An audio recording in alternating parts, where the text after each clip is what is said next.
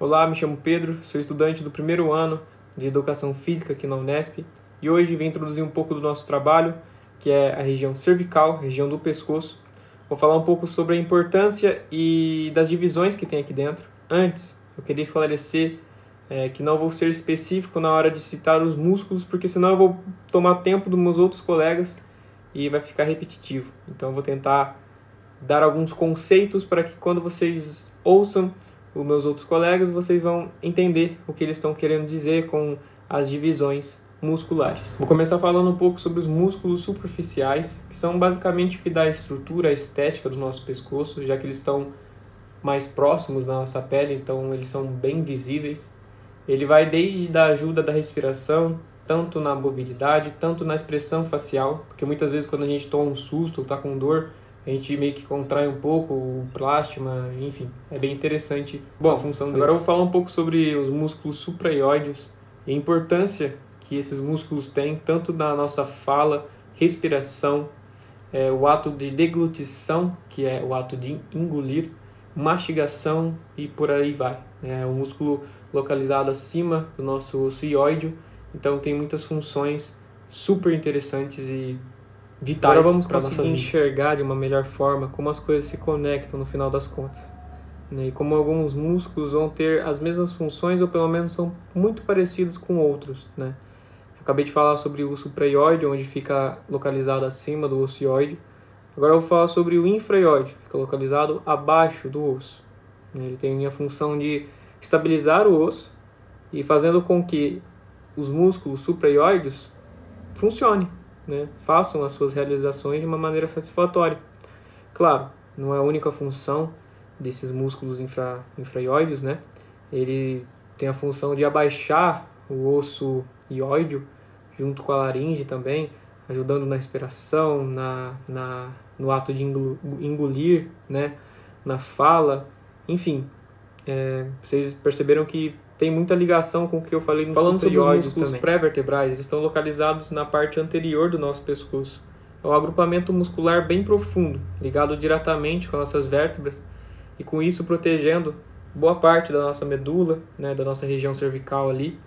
É claro que não só isso que ela faz, mas sim estabiliza, mantém o nosso ponto de equilíbrio e além de, né, nos proporcionar essa flexibilidade com... Bem, falando sobre os músculos escalenos, podemos dizer que eles são divididos em 3 partes, anterior, posterior e médio. Eles estão ligados diretamente à nossa costela, a primeira e a segunda costela, e quando a gente respira, daquela respirada forte, são esses músculos os responsáveis por elevar essas 2 costelas. E também tem a função de estabilizar o movimento do nosso pescoço. Já os músculos suboccipitais, eles têm uma pequena diferença. São músculos cheios e riquíssimos de nervos, localizados na base do nosso crânio, onde fica localizado o nosso osso occipital, por conta disso do nome suboccipital, e ligado nas nossas primeiras vértebras, o áxis e ao atlas. Aqui ele tem uma função muito importante. É ele que dá a noção de espaço, de como a nossa cabeça, a posição da nossa cabeça deve estar. Então, por exemplo, você está aqui, está quase dormindo, está com muito sono e, pum, de repente dá aquela xiringada na cabeça, sabe? É o nervo daqui, desses músculos, levando para nossa cabeça que, pô, está acontecendo alguma coisa. Tem que voltar à posição normal. É muito interessante e esse músculo é responsável principalmente na estabilidade, né, da nossa cabeça, como eu acabei de dizer, né, os movimentos, rotação para lá e para cá. E bom, enfim, falamos desde a importância do nosso pescoço até as suas divisões, a importância de cada divisão muscular, e tentei exemplificar o máximo que eu pude. Não citei nomes de músculos porque os meus colegas vão fazer justamente isso, vai explicar um pouco sobre cada músculo dessas divisões que eu falei. E, enfim, fiquem com a parte deles. Agora eu vou apresentar para vocês os músculos superficiais do pescoço. O primeiro deles é o platisma. É um músculo bem fino que fica logo abaixo da pele, cobrindo a parte anterior e lateral do pescoço. Ele não é um músculo de força, mas sim um músculo de expressão. Nós podemos perceber ele quando ficamos bravos, tensos. Ele é capaz de fazer as expressões faciais. Agora, nós vamos conhecer o protagonista, que é o segundo músculo superficial do pescoço. É o esternocleidomastoide, ou nós podemos utilizar a sigla ECM. Ele se prende no externo, na clavícula e no osso temporal. Quando contraímos só para um lado, ele é capaz de girar a nossa cabeça para o lado oposto. Quando os dois lados se contraem juntos, ele ajuda a flexionar o pescoço, assim como quando olhamos para baixo, fazendo este movimento. Outra curiosidade importante é que o músculo esternocleidomastoide ajuda na respiração forçada.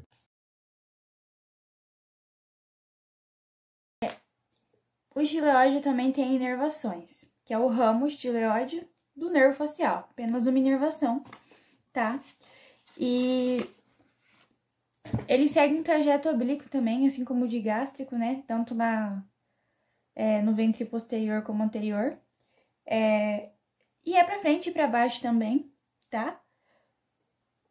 Tanto no ventre e, tipo assim, no ventre posterior e anterior do músculo digástrico, né? A origem dele é essa daqui. Ele também se encontra ali no músculo digástrico, fazendo um pouco de parte dele também, tá? Mas ele não tem origem nem inserção, justamente por conta dele ser ligado só aqui, no ocioide. Eu não falei, mas o digástrico, ele pega aqui. Miloioide, que é um par de músculos planos, localizado profundamente ao digástrico. Ele é responsável por formar o diafragma da boca e fica localizado na parte interna da mandíbula. Ele tem a sua origem na linha miloioide e se estende pela ráfide mediana até a face superior do ioide. Ele é importante por formar o assoalho da boca e elevar o ioide. Ele também tem um papel abaixando a mandíbula e na deglutição, empurrando a língua contra o palato duro. A sua inervação fica responsável pelo nervo miloioide. E também ele é vascularizado pelo ramo sublingual, pela artéria alveolar inferior e pela artéria submentual. Ele pode ser acometido por doenças como a miopatia e a miosite infecciosa, que causam dor local e fraqueza. Também formando o assoalho da boca, temos o gênio ioide, que fica localizado mais profundamente ao gênio ióideo e tem a sua origem na espinha mentual inferior. As suas fibras se estendem até o corpo do ocioide. Ele é importante porque coordena os movimentos do soalho, auxiliando na deglutição e na fonação, protraindo o ióide e alargando a faringe. A sua inervação fica responsável pelo nervo hipoglosso e é vascularizado pela artéria lingual. Ele pode sofrer de disfagia, causando problemas na deglutição, devido à sua importância na protração do ióide. Eu sou a Emily e eu vou falar um pouquinho sobre os músculos infra-ióideos, que estão localizados na parte anterior do pescoço, abaixo do osso ióideo, que é um osso pequeno, em formato de ferradura, localizado no nosso pescoço, entre a mandíbula e a cartilagem tireoide. Esses músculos são importantes para a movimentação da laringe, do osso ióide, principalmente durante a deglutição e a fala. Eles são 4, o esterno-ióideo, o esterno-tireoideo, o tíreo-ióideo e o homo-ióideo.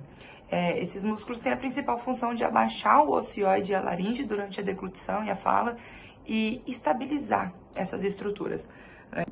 Vamos falar sobre cada um desses músculos. Começando pelo esterno-ióideo, que ele se origina aqui na articulação externo-clavicular e no manubrio do externo e se insere no ocioide. Então, a principal função dele é abaixar o ocioide depois da deglutição. Ele abaixa também a laringe de forma indireta, então esse movimento é essencial para que a gente possa falar e respirar normalmente. O próximo é o esterno-tireoideo. Ele se origina no manubrio do externo e vai até a linha oblíqua da cartilagem tireoide. Dá para ver na segunda imagem do slide, ele verdinho ali atrás do esterno-ióideo. E a função dele é abaixar a laringe também e o ocioide, que contribui para o controle da voz e da passagem do ar nas vias respiratórias. O próximo é o tireoideum, também marcado de verdinho ali no slide. Esse músculo ele liga a cartilagem tireoide e a laringe ao ocioide, então ele tem a função dupla. Ele eleva a laringe quando o ocioide está fixo, ou ele abaixa o nosso ocioide se a laringe estiver fixa. Então, essa capacidade de atuar nos dois sentidos torna esse músculo muito importante para ajuste fino durante a deglutição e a fala. E, por fim, o omoioide, que ele é um pouco diferente dos outros músculos, eles têm 2 ventres musculares, então dá para ver na imagem, ele é ligado, né, ele é conectado por um tendão intermediário, então a origem dele é na borda superior da escápula e se insere no nosso ocioide. Então, a principal função dele é abaixar o ocioide e a laringe, mas ele também ajuda a manter essa tensão da fáscia cervical, que pode facilitar o retorno venoso do sangue pelo pescoço. Então, em resumo, todos eles trabalham juntos para controlar a posição do ocioide e da laringe, que é algo essencial para a nossa fala, para deglutição, e até a respiração. Então, eles são músculos essenciais no nosso dia a dia. Então, mesmo sendo pequenos, eles têm um papel muito importante no nosso dia a dia, na nossa vida cotidiana. E é isso, eu espero que tenha ficado claro, espero que tenha sido de fácil entendimento. Bom, vamos falar sobre os músculos pré-vertebrais do pescoço, tá? Para começar, a gente vai citar os 4 músculos, que são o reto anterior da cabeça, o reto lateral da cabeça, o longo da cabeça e o longo do pescoço, tá?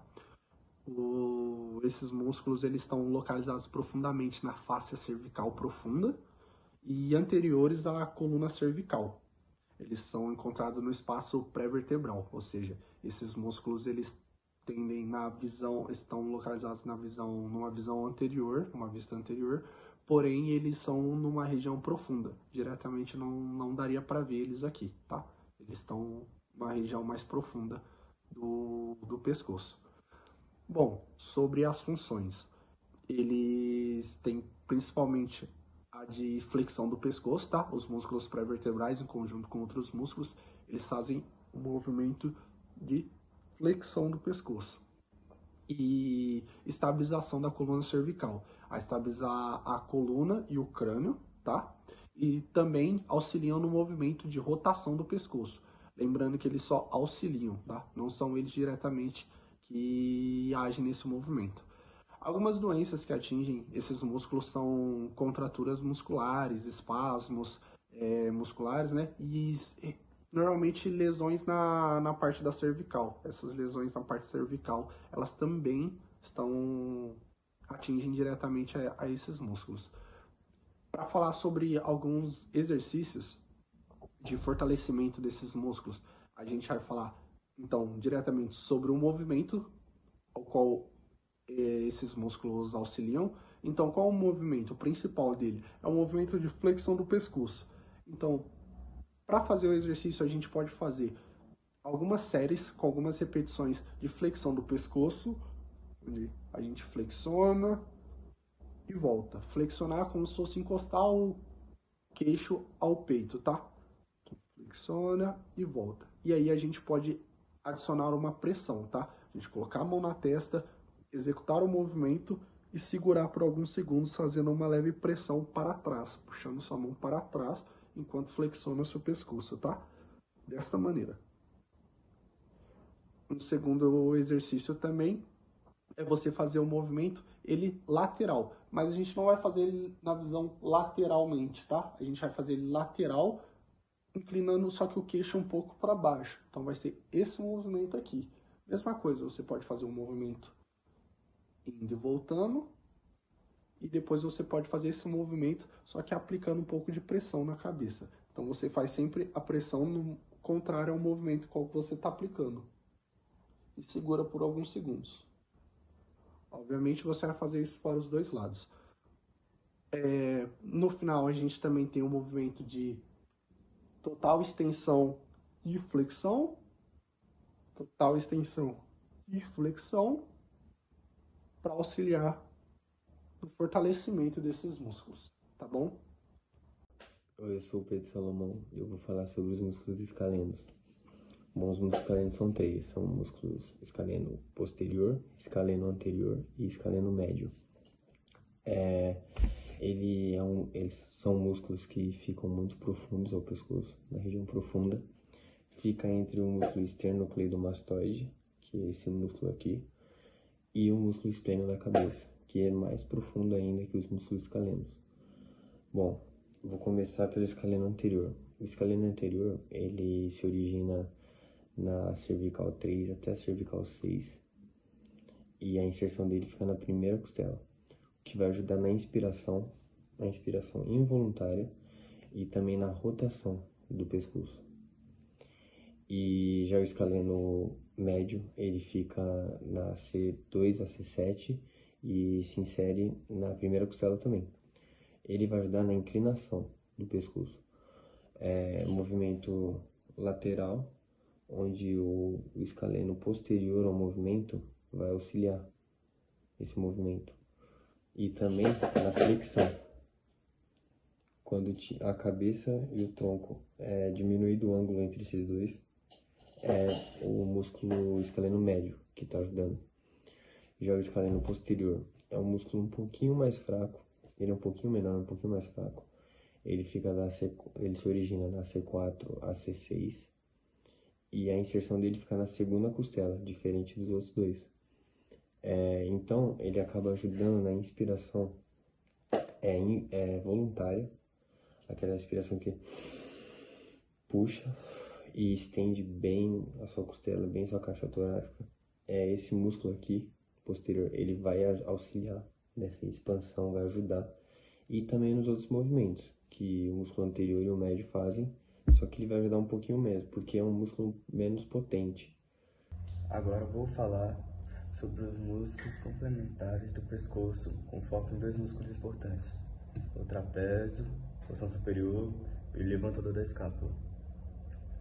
O trapézio superior, ele se origina na linha nucal, no ligamento da nuca, inserindo-se na clavícula e no acrônio.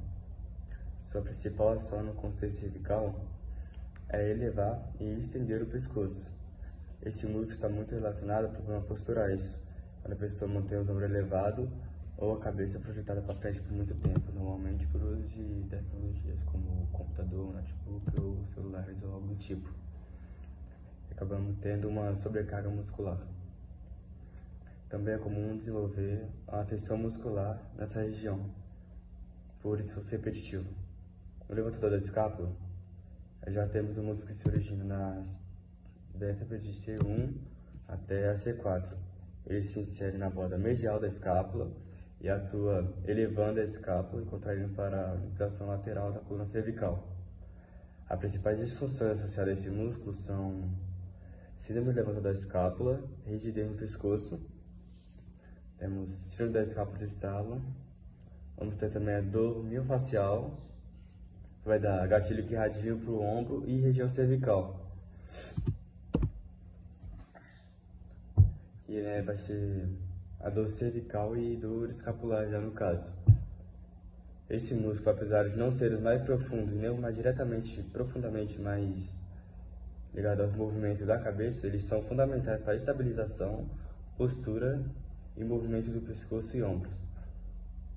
Os músculos suboccipitais são fundamentais para a movimentação fina e estabilização da cabeça. O reto posterior maior da cabeça tem origem no processo espinhoso do atlas, tem inserção na linha nucal inferior do osso occipital, a função dele é a extensão e rotação da cabeça para o mesmo lado, e, dentre as disfunções associadas, temos a cefaleia tensional e restrições da mobilidade cervical. Reto posterior menor da cabeça tem origem no tubérculo posterior do atlas, inserção na parte medial da linha nucal inferior, a função dele é a extensão da cabeça e as disfunções são tensão crônica e dor occipital. O oblíquo superior da cabeça tem origem no processo transverso do atlas, inserção no osso occipital entre as linhas nucais superior e inferior, a função dele é a extensão e flexão lateral da cabeça e as disfunções são compensações posturais e dor na base do crânio.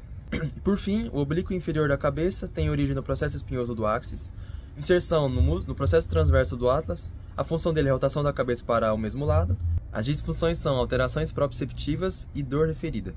E para finalizar eu vou revisar os músculos falados nessa apresentação e falar da importância de exames de imagem e da anatomia clínica para a nossa saúde.